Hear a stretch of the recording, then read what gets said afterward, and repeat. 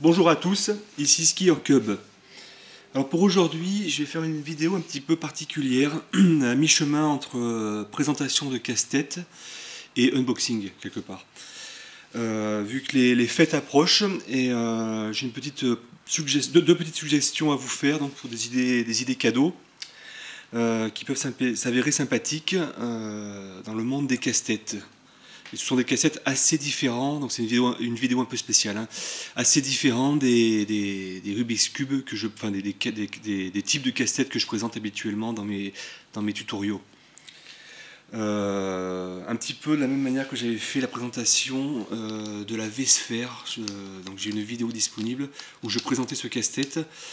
Et j'en profite pour vous dire que ce cassette-là est vraiment une excellente idée de cadeau. Donc si vous savez pas quoi faire à Noël, soit pour vos enfants, soit pour vous-même ou vos amis, ce cassette-là n'a rien à voir avec un Rubik's Cube et est moins complexe dans l'approche et très sympa à résoudre. Comme j'expliquais dans sa vidéo, il est de type slide. Et ça peut être une très bonne idée cadeau. Donc là, je refais une nouvelle vidéo avec deux cassettes à vous présenter qui s'apparentent plus à des puzzles, on va dire, mais qui sont très, très originaux, et donc je vais vous les présenter. Donc autant le point faible, on va dire, de la V-Sphère que je vous ai montré, et le prix elle n'est pas donné, je crois que ça tourne autour de 30-35 euros, je crois. Autant les cassettes que je vais vous montrer sont vraiment simples et pas chères du tout. Alors, en guise d'introduction, je ne sais pas si vous vous rappelez, donc les amateurs donc, de cubes, j'avais fait le tutoriel de ce cassette-là, donc il s'appelle le Tangram Cube. Donc je vous le montre parce qu'en fait voilà, le casse-tête que je vais maintenant vous présenter, ce n'est ni plus ni moins que le fameux Tangram, donc un casse-tête en 2D. Et en fait voilà, le Tangram Cube reprend un petit peu les éléments, donc on va regarder ça, du fameux jeu, donc le Tangram. C'est un jeu chinois, donc très connu, mais un petit peu délaissé, je trouve, alors qu'il est très très intéressant, et ça peut être une excellente idée de cadeau donc pour les plus petits par exemple. Donc ça change un petit peu donc, des jeux vidéo et autres jeux traditionnels. Alors le Tangram, donc là il est mélangé. Qu'est-ce que c'est basiquement? Donc c'est ni plus ni moins que 7 pièces. Donc vous voyez qu'on a deux gros triangles, donc rectangle et isocèle.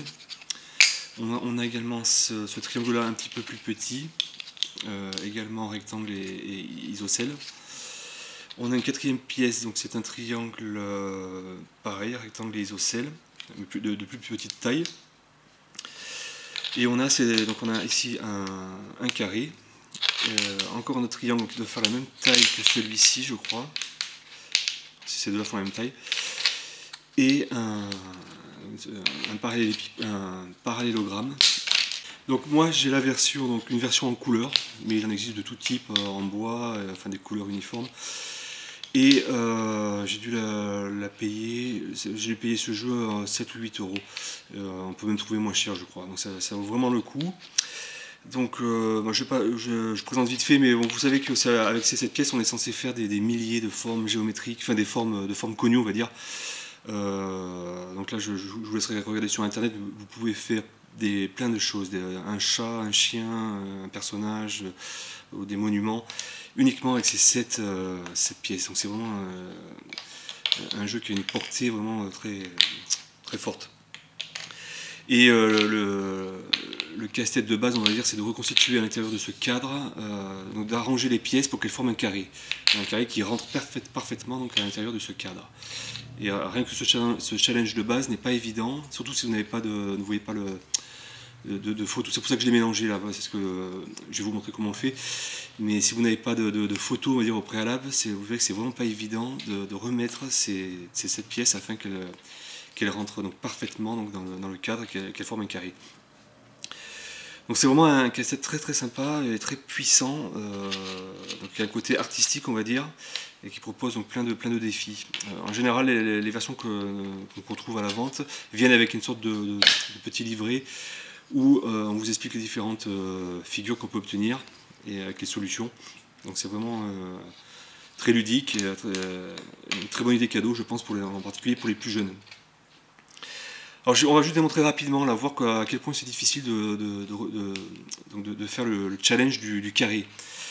Donc si je ne suis pas connaisseur et que je me lance dans le défi, Donc je serais tenté par regarder d'abord les pièces les plus grandes, comme ces deux triangles là, et me dire par exemple, si je les assemble de la sorte, après qu'est-ce que je peux faire? Je peux m'occuper du carré, et on voit déjà tout de suite que le carré ne rentre nulle part.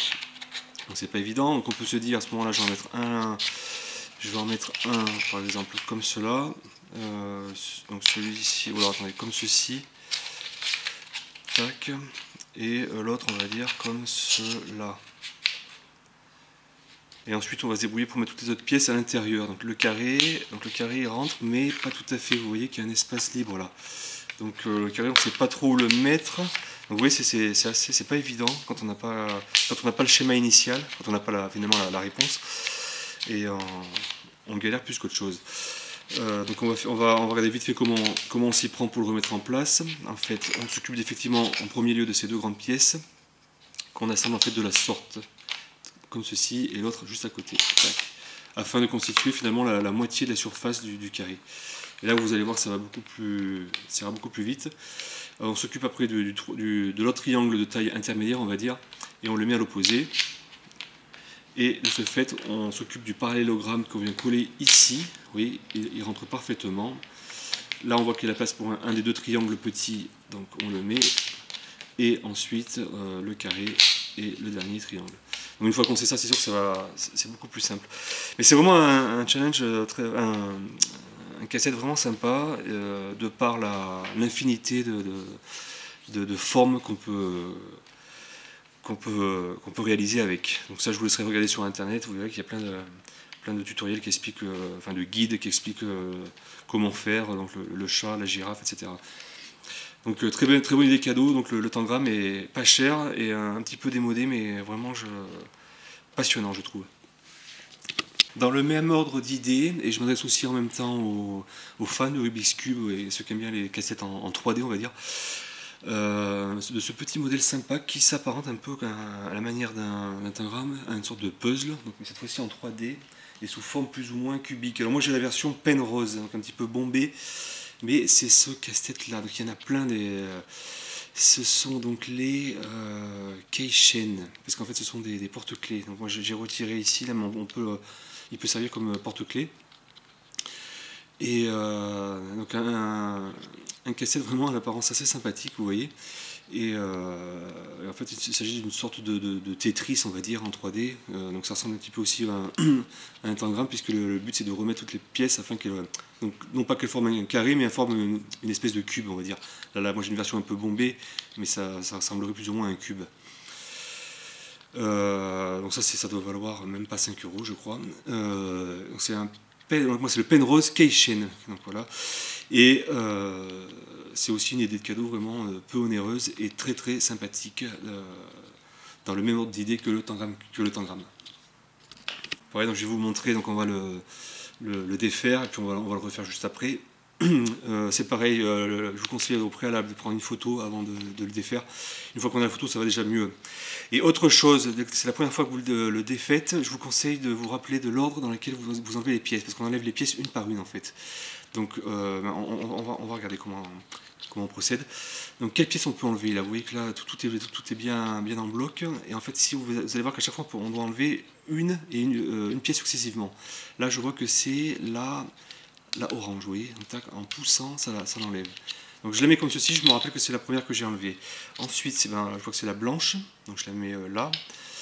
Ensuite ça va être la jaune, donc je la mets comme ceci. Ensuite la verte. Et ensuite ce sont ces deux là, d'accord. Et oui, c'est tout un défi pour remettre en place donc, le casse-tête à son état originel. Et c'est important de savoir justement l'ordre, en particulier les premières, parce que pour savoir par où commencer pour remonter comme il faut le casse-tête. Donc là pour ce modèle là je vais vous montrer, donc si vous voulez pas regarder, vous regardez pas. Je vous assure que c'est pas simple du tout, parce qu'il faut avoir un esprit un peu créatif, c'est vraiment une logique qui n'a rien à voir effectivement avec les Rubik's Cube, et c'est pas si évident que ça.